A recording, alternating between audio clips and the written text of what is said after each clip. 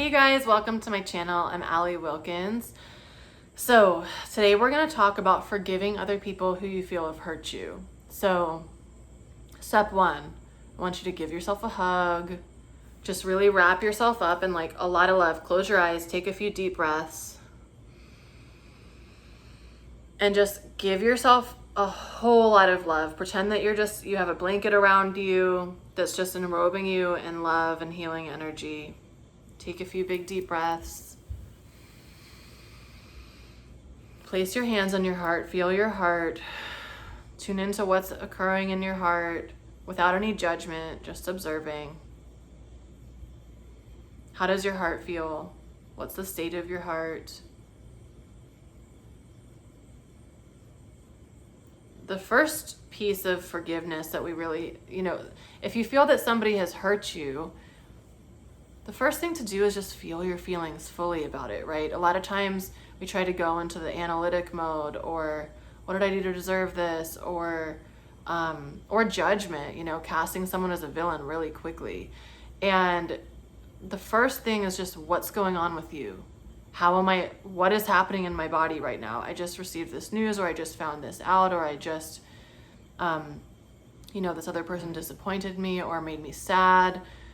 Step one, what is going on internally? What is happening emotionally for you? And how can you hold yourself in that? Not judge yourself, how can you just be with yourself? Okay, there's so much to talk about here, so I don't want to skip into the next part. So with emotions, we really want to think about and remember that if we suppress emotions, they stay in our body, they live in our body. And a lot of times they'll turn into sicknesses or diseases. They'll energetically, the body physically responds to our energy that we're holding. The physical body reflects our spiritual and energetic body. So if we are holding on to a ton of emotions that aren't processed, that's going to result in issues that we have, ailments that we have in the physical body. So something that's so important for us to start to learn how to do that generations before us weren't as emotionally open, and they couldn't be because of the state of what was available at the time. So right now we're in a different time period where it's safe for us to be emotionally open and available. And we have to learn how to process our emotions. So if you feel hurt by something, the first thing for you to do is sit with yourself, not throwing this on someone else. Sit with yourself. How do I feel right now? How is my body responding to this? How is my heart responding to this? What am I actually feeling? What am I going through right now? And be with that. Give yourself space to process that. And sometimes we might not be able, we're just like, oh my God, I can't believe this happened. And then we skip that part and go into something else. That's okay too. It's probably going to change depending on the situation.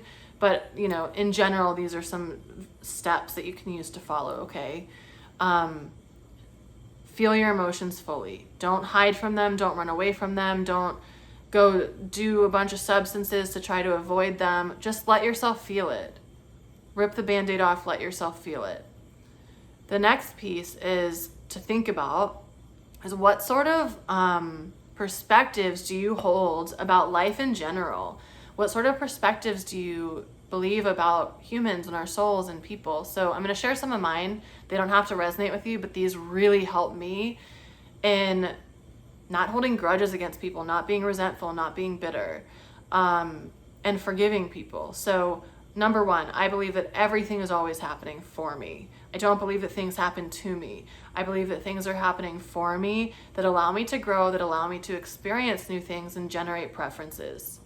That's it. So nothing that happens to me is going to make me a victim of life, because it's just another experience to have. And I also believe that we come on to planet Earth to experience a 3D planet, because in a lot of you might not resonate with this, and that's okay, but in a lot of other planets and a lot of other spaces that we can occupy, we don't have certain things like music or like the beautiful earth scenes, environments that we experience here, the ways that we engage with other people. So a lot of people believe that we come here as a playground to experience the 3D. to experience three-dimensional life. Even though energetically, hopefully, we're beyond the 3D and we're transcending that, we have these sorts of experiences that are just that, they're experiences. And all of them are equally beautiful. That's a very tantric perspective. We are taught in the dualistic system that everything is good or bad. Everything is good or bad. And there's judgment associated to everything. Oh, he acted this way, that's bad. She did this, that's good. But what if everything just was, right? Everything just is, without assigning judgment to it. Everything just is an experience for us to have and to notice how we respond and how we react. So applying that in situations, especially if it's really polarizing, can be really challenging, but it's something that we can get better at. And the other thing that I believe that really helps me is we come here with soul contracts. So, the people who hurt you, I see that as, in whatever way, physical, emotional, spiritual, like whatever form of that might take, they're playing their role perfectly.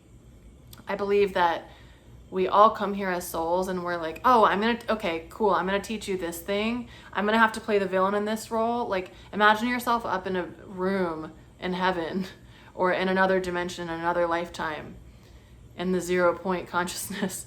And all of these souls are together and it's like your soul family. And it's like, okay, what do you want to learn in this lifetime? I want to learn patience, and I want to learn more about speaking my truth. Okay, so in order for that to happen, you need to be, there's going to be these sorts of interactions. Let's partner up. You're going to teach me how to be more patient by making me crazy, by making me really, really impatient. So I'm going to learn patience from that. That's a personal one. I'm going to learn how to speak my truth by you trying to silence me. Okay, so I agree to play the villain in this role or in this lifetime. My soul is going to play the villain to you. I really don't want to do that though. Are you sure? Yes. Right? Like, I see it happening in that sort of way. So it's like the souls are pure. The souls are pure love. And we love each other so much that we agree to teach each other different things in this game of life so that we can grow and experience new things. So the person who breaks your heart, this is just an example, say that someone cheats on you and they break your heart. Seeing them as a soul that actually this was a contracted experience. It's not to diminish what you're feeling, not at all. You get to feel your feelings about that because that's part of the growth. And also, but what it helps me when I think of it that way, like they played their role perfectly. Thank you. I don't understand it right now, but I know that I will. Okay, so what is there for me to learn? That's the next step. What is there for me to learn in this? So in this particular example, okay, this person cheated on me. What can I learn about this? What did I learn about this situation? So number one, hopefully it doesn't happen again. Number two, I can learn and grow from this. Oh yeah, well, I was actually really shut down and really focused on just my own stuff and I didn't really pay attention to him. So even though he's still a great person, he had to go venture off and find emotional affection somewhere else because I wasn't giving it to him for 10 years. That changes the storyline, right? That might not, the other person doesn't seem like such a villain anymore. It's like, okay. So what is it that you can learn from this? Like, that's a valuable learning lesson. How can you milk the situation for everything it's got? Or it might be, well, my soul was trying to tell me 2 years in that something was off. I didn't have evidence for it though, so I didn't pay attention. Now 10 years later, I find out that he's a sex addict. These aren't personal situations, it's just an example. But so the lesson there is my soul told me and I ignored it. I had this feeling when we were dating and I ignored it. Or there were these other red flags that I just told myself I was crazy, or I told myself, what are the learnings? How can you apply that in other places in your life? And then I was going to say something else too. Anyways, it'll come back to me. So what are you actually learning about yourself in the situation, and how could, what would occur for you to have to say thank you? I learned so much from this. You know, oh, the other thing that I was going to say is it's when we think about it from a third party perspective, like how does God see this situation? That's going to be very different than how you see the situation. Because in our own stories, we're always like heroes or victims, right? We're never the villain in our own story. And it's very easy for us to cast these other people in roles. Oh, this person responded to me rudely. He's a villain and he must just be doing, you know, like we cast people in these roles so easily, and it's like everyone is the hero in their own story. And so if you take it to a higher perspective, how would God see this situation? What would he be saying about both parties? And so how can you also, this might be a little much for some of you watching this, but God isn't everyone. Divinity isn't everyone. So how can you see the God in that person? Or how can you see, you know, for example, if you think with dating, it's just so easy with like romantic relationships, this topic, because that's typically where our hearts get the most hurt, right? Or with friendships. And it's like, how can I see things from this other person's perspective? Because sometimes we just get so wrapped up in our own perspective. And if we, first of all, we're looking at it from an incorrect viewpoint there. It's like I want to bring in so many personal examples, but I'm also like, no, the other people will be mad. So, there's this amazing book called, it's over there, but I don't really feel like grabbing it. It's called Radical Forgiveness by Colin Tipping. I'll put it in the comments below. Highly recommend this book. I've read it a bunch of times. It's life-changing. I think every person should read this in school. It teaches you how to truly forgive, because a lot of times we think we forgive, but we're not doing the full energetic work behind it. So then we go back to whatever, he's an asshole or whatever, she's, you know, a narcissist or whatever people might say. It's not true forgiveness. And sometimes it does take like with some people, you'll be able to forgive them like this. With other people, it'll take several rounds of doing forgiveness work with them. And that's okay, because yeah, that's allowed. So in this book, he has a workbook that you can like print out online. But basically it's like, I haven't done this in a while, but I've done it like 100 times, so I should remember. You name out the situation like you see it. You know, insert name. I'm so mad at you because you did this and it made me feel this way, and I thought this about myself, and I felt this way when you did this to me, and I just feel this way towards you now. And then it's like, okay, what is the actual facts of the situation? That alone can take away can change a lot of the story, right? And then it's like, okay, I am not open at all to seeing this in a different way, or I'm open to seeing this in a different way. And if you're open, what is it that I learned from this? I'm kind of forgetting what's in the workbook exactly, but that's why you should get the book. Also, I put this actually in my book in Sacred Wealth in the heart chakra section because it's so powerful. And yeah, basically it takes you through a whole different sort of process of forgiveness that deeply supports you. Actually, you know what? I'll just put in here, I'll put in the comment of this video. I think I have a printout of what's actually in the chapter, so I'll put that available for you there. Anyways, so yeah, those are kind of some things you can think about when you want to forgive somebody, but you feel really hurt, or it's like, how do I forgive this person? I feel like they betrayed me. And it's, number one, you let yourself feel what you want to feel. Number two, you think about those perspectives on life. Okay, thank you for playing your role perfectly, even though it stung like a bitch. Thank you for playing your role. Number three, what did I learn from this? What did I receive from this? What did I get from this? How am I going to grow from this? Number four, what was number four? Oh, forgiveness. Forgiveness. How can I allow myself to forgive them? Because if you don't forgive them, it's not hurting them, it's hurting you.